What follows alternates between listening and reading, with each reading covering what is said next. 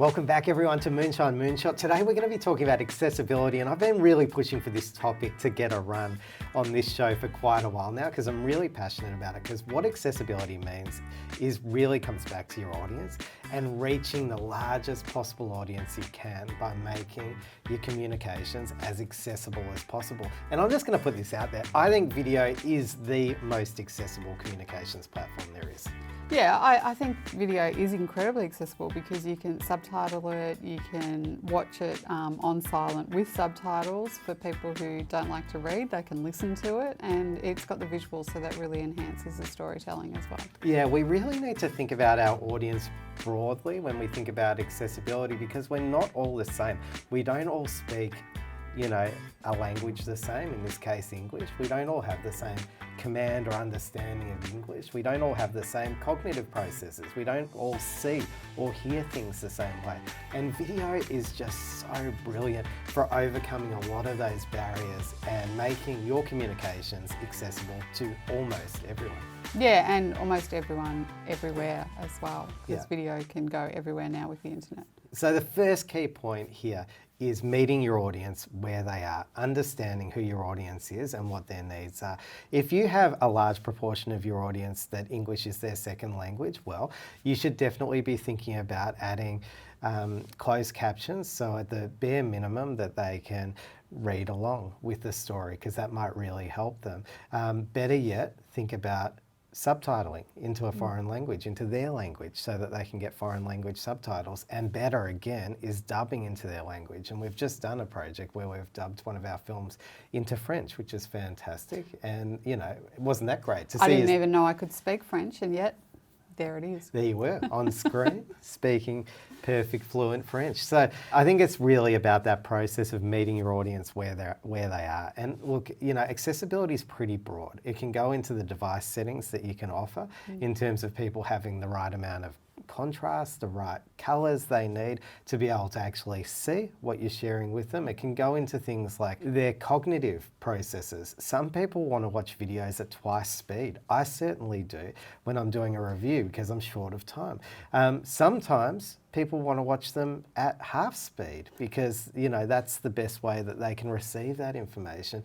And, platforms like YouTube and Vimeo offer these speed ramping, and it's so fantastic that people can tweak their settings to make videos as accessible as possible. But there's a few things you can do in producing videos to make them more accessible as well. And I think a big one, as you're saying, all these they're fantastic practical tips, with subtitling and colours and all of those things. But the thing that I think you've got to really start with is who's actually telling the story, because particularly in interviews, you can get an amazing expert, but they speak in such academic or complex terms. It's really hard for the audience to understand. So if you're speaking with other academics, that's awesome.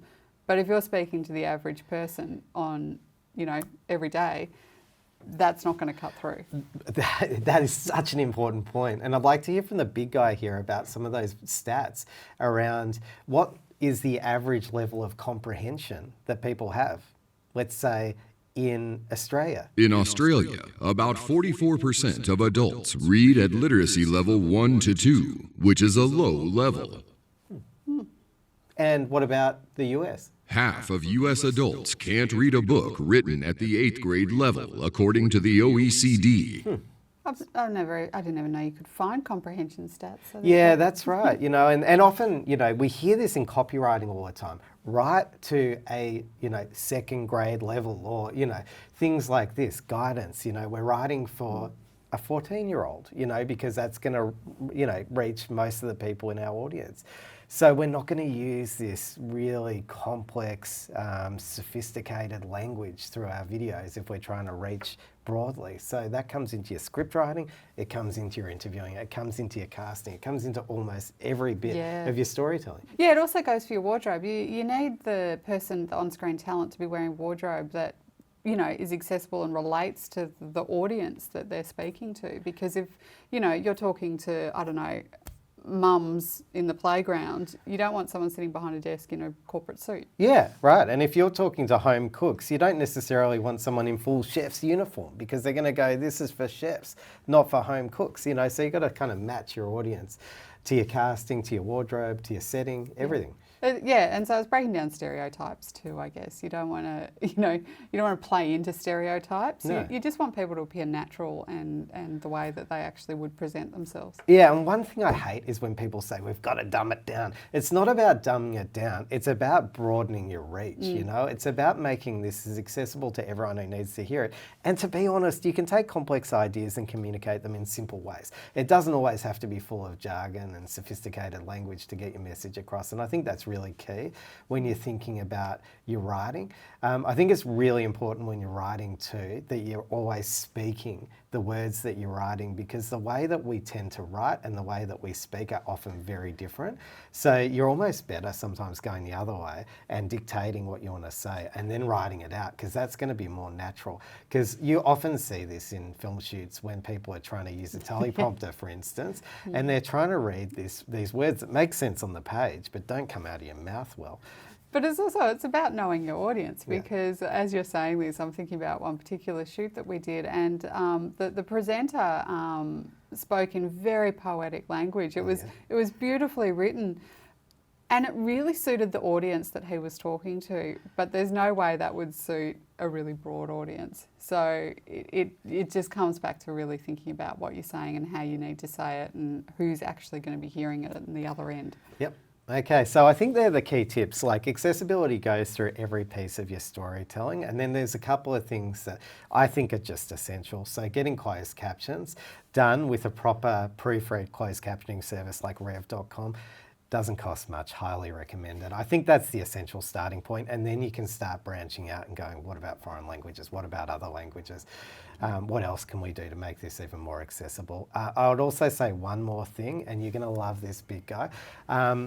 Not everyone reads at the same level, and some people just don't like to read. So if you're going to put a lot of titles into your film, and if it's carrying important information, why not think about using something like this? Use a narrator or an excellent voiceover artist like me. Because information can be heard and read at the same time. For people who like to read, that's totally fine. But for those who don't, you really also need that. And that's what's awesome about video, because you get to have the opportunity to read, to hear and to see, all bundled into one. So that's why video is awesome. Yeah, they are multisensory, and that's why they are the most accessible form of communication. So please do not hesitate to comment, reach out. If you've got any questions about this, there are a lot of accessibility features we haven't talked about. So if there's a particular part of the demographic group that you're trying to reach, who you're trying to figure out, how do I make this more accessible, just get in touch with us. Best way to do that is leave a comment under this video, or even on Instagram, you can send us a direct message. Our Instagram is Moonshine Communications Academy.